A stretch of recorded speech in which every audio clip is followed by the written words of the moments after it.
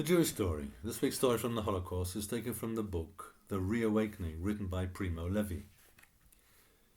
In the afterword to the book, Levi relates to questions that people would ask him often, one of which was, did the Germans know what was happening?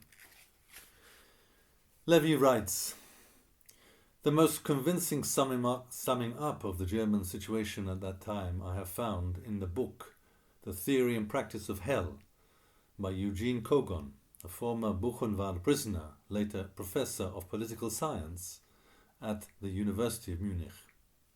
Kogon writes, what did the Germans know about the concentration camps?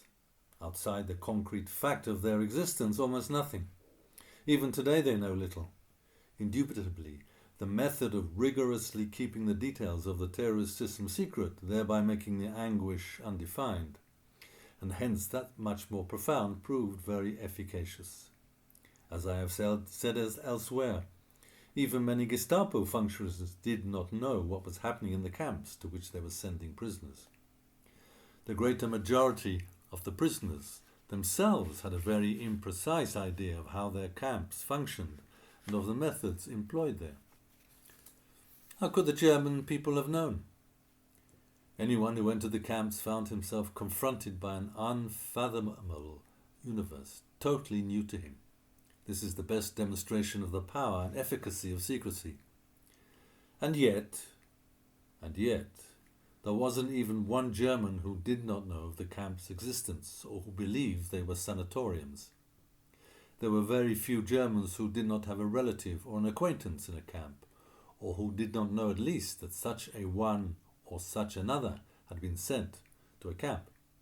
All the Germans had been witnesses to the multiform anti-Semitic barbarity.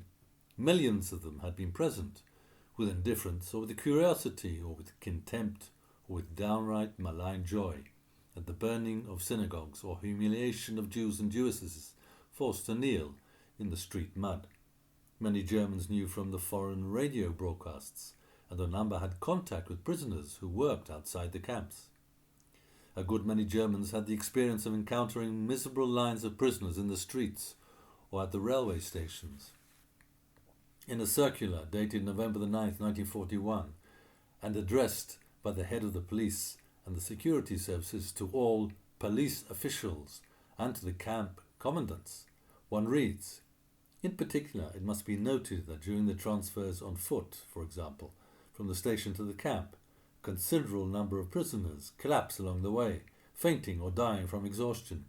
It is impossible to keep the population from knowing about such happenings.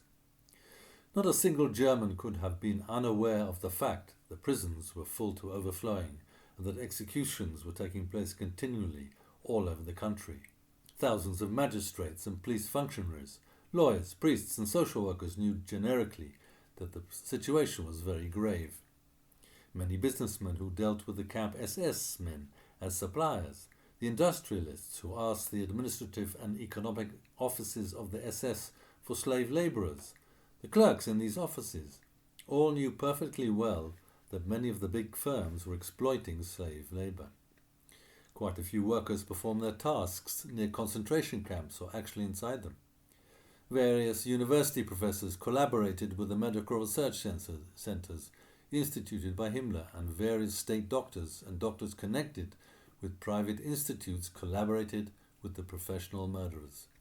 A good many members of military aviation had been transferred to SS jurisdiction and must have known what went on there.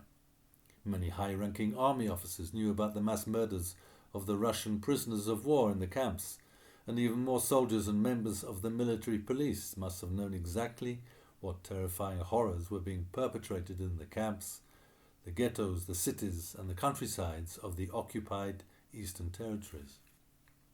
Can you say that even one of these statements is false?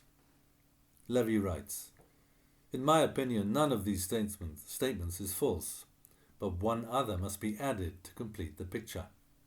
In spite of the varied possibilities for information, most Germans didn't know because they didn't want to know, because indeed they wanted not to know. It is certainly true that state terrorism is a very strong weapon, very difficult to resist, But it is also true that the German people as a whole did not even try to resist. In Hitler's Germany, a particular code was widespread. Those who knew did not talk. Those who did not know did not ask questions. Those who did ask questions received no answers. In this way, the typical German citizen won and defended his ignorance, which seemed to him sufficient justification of his adherence to Nazism. Shutting his mouth, his eyes, and his ears, he built for himself the illusion of not knowing, hence not being an accomplice to the things taking place in front of his very door.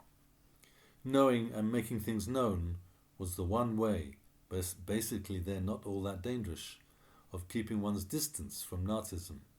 I think the German people on the whole did not seek this recourse, and I hold them fully culpable of this deliberate omission. Please pass on this story.